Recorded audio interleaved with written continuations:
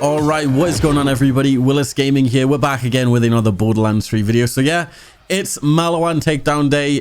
We've got the Maliwan Black Site DLC coming later in the day. It's being released at 5 p.m. PST. It's super late if you're living in the UK or Europe. But this is just going to be, I guess, the hot fixes and the patch going out with the Maliwan Black Site, I guess, mini DLC. If you guys enjoy the video, don't forget, guys, just hit that like button. It literally takes like 1 second and it helps out the video so much. I'm also running a giveaway this month, guys, for the Death Stranding Collector's Edition. If you'd like to enter, like I said, leave a like, leave a comment, and you can enter through the link at the top of the video description. If you'd like to pick up any cheap games, be sure to head over to g2a.com and use my code Willis. Now let's jump into it. So yeah, it's the Maliwan Black Site DLC today, or if you're in the UK or Europe, it's going to be tomorrow if you're depends when you're watching this video, to be honest. So they are dropping a huge patch which pretty much increases the vault size. There's a lot of end game character balancing they're doing, so nerfs and buffs. We got Mayhem 4 coming, which is the brand new difficulty being introduced in the Maliwan Black Site. But yeah, let's jump straight into it. So yeah, let's start off with what is this Maliwan Black Site. So Lorelei has recruited the Vault Hunters to destroy a top secret weapon Maliwan has been developing at their Black Site. You and your squad should prepare for an extreme challenge because this content is balanced for 4 players at level 50. So you can gain access to this Black Site via a mission found on Sanctuary 3 after completing the main campaign with that character. So takedowns feature a special rules not found in the rest of the game. Respawning is disabled. So make sure you and your co-op partner get second wind or you'll spectate until the team wipes or if you die. So it's essentially, yeah, like a raid, which is kind of nuts. You're not out permanently. You'll get to rejoin your team if they defeat the Valkyrie squad. If you're out the second half, but your team manages to defeat Wotan the Invincible, you'll get to respawn to enjoy the rewards you didn't completely earn. So make sure your squad is in the session before you throw the switch inside the airlock, or anyone who joins after the switch is being joined as a spectator. So by the looks of it, it looks like there's 2 bosses, Wotan the Invincible and the Valkyrie squad. So there's going to be like 2 rooms. Pretty cool. So what's this Mayhem mode for? So Mayhem 4 is here for players looking for the toughest challenge in the game. Mayhem 4 adds another increase to enemy health, increases the loot drop chances, and adds a set of new legendaries because the health value greatly increased. Mayhem 4 also slightly adjusts the random modifier system, so Mayhem 4 will only roll 1 positive modifier for the player and 1 enemy bonus modifier. We want players to try different builds without severely hampering their ability to take down enemies in Mayhem 4. Note that Mayhem 1 to 3 are unchanged. In addition to increasing enemy health and adjusting the modifiers, Mayhem 4 contains new legendary weapons and class mods for players to hunt. These new pieces of gear will contribute to new builds and new ways to kill enemies. So to support Mayhem 4, we've changed the Mayhem station slightly. Players will activate Mayhem through the center pillar and increase or decrease Mayhem levels by using the pillars on each side. So they said we will monitor the challenge of Mayhem 4 closely. We're working hard on Mayhem 2.0, which will add brand new gameplay additions to Mayhem mode in the future. Until then, we hope you enjoy the challenge and the new loot. So the bank expansion, the greatest thing I think to come in this little mini DLC. So all characters will now begin the game with 20 bank slots instead of 10. The existing bank SDUs will give everyone a total of 100 available spaces. An additional 10 bank SDUs are available to purchase in Marcus's shop on Sanctuary 3 using the in-game cash currency, each awarding 20 spaces for a grand total of 300 total bank spaces. That's going to be so amazing. My bank has always been full of legendaries. I've always had to keep throwing old legendaries out just to make room for the new ones. I don't even know if they're good. Now that I've just got this much room to play with, going into this Maliwan Black Site is just going to be, it's going to be like Christmas. I cannot wait. So dedicated loot pools for bosses.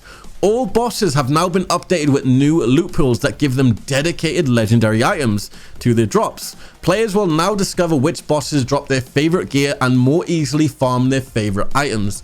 Let the hunt begin. So they haven't actually, I guess, officially released a list on where you can get what legendary from each boss, but I'm assuming in like the next coming weeks, I'll probably make some videos and let you guys know, oh, if you want to farm like the Lyuda, oh, if you want to farm this other legendary, go to this boss. It's probably going to be like that. I guess it makes sense for them not to release the list, so we can just kind of go and kill the bosses and see what drops. I think that's really cool. And obviously, if you need a certain legendary, then you can just go to that boss and you don't need to waste your time going to other bosses in the game. So awesome change there. Additional vending machines. So the following environments have received additional vending machines. They can typically be found before bosses or the midpoint within larger environments. So Athenas, Atlas HQ, Lectra City, the Jacob's Estate, the Vicarious Canopy, the Tezendia Ruins, and the Pyre of Stars. This is pretty cool. So they're adding a target dummy. Players can take out their aggression or test their gear on a handsome jack target inside the shooting range on Sanctuary 3.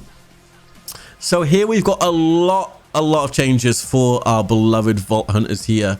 This is some end game character balance which is coming today with this patch and hotfix. And once again, this is being released at 5 p.m. PST on the 21st of November. So if you're watching this on the 22nd, these are already live. And once again, if you play the game offline, I don't think you can actually get into the Maliwan Black site. You will need to be online. So unfortunately, if you've been one of those players who have just been playing offline this whole time and you want to play this new content, you will need to go online, unfortunately.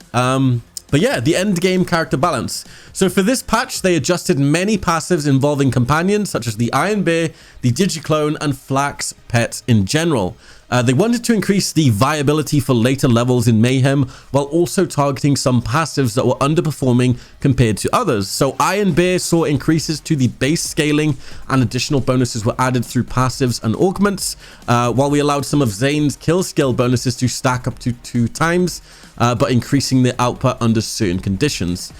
Flax pets also saw some increases over level to their damage so they don't feel underpowered for Mayhem mode. We're currently happy with the variety of Amara's builds, but we are always monitoring feedback and will adjust when necessary. So let's start off with our good old Mo's. Iron Bear damage has been increased per level to a total of just under 150% at max level. Desperate measures now give Iron Bear the bonus 2. Experimental munitions. The Iron Bear also deals bonus fire damage on critical hits. The Scorching RPMs also grant hardpoint damage by 5% per level. Vampire. When Iron Bear deals area damage, Iron Bear receives half the healing bonus. Iron Bear now launches barrels when the player melees them. Increased Iron Bear bubble shield from 20% to 50% of Moses' health.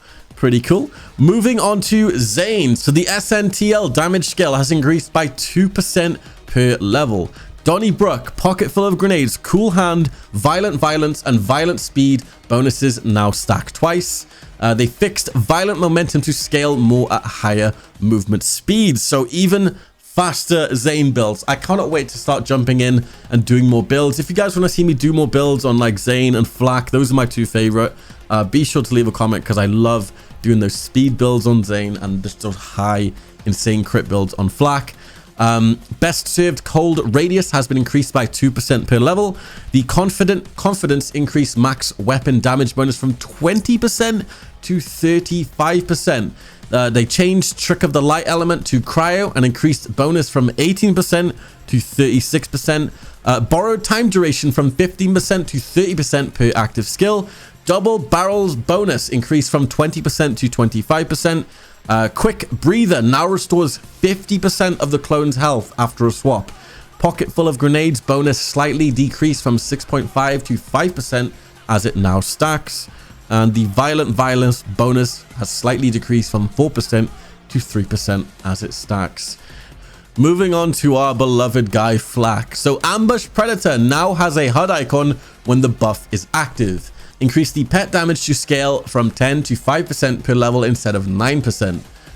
Added pet damage to Grim Harvest, 9% per level. Added pet damage to the Most Dangerous Game at 9% per level. Added pet damage to Interplanetary Stalker at 1% per stack per level. Added pet damage to Furious Attack at 0.6% per stack. Added pet damage to Fast and the Furious at 10% per level. Lick the Wounds gained a pet damage buff after reviving the player. Increased the pet damage for Psycho Head on a Stick from 10% to 20%. They increased the damage in Pack Tactics from 5% to 7% per level.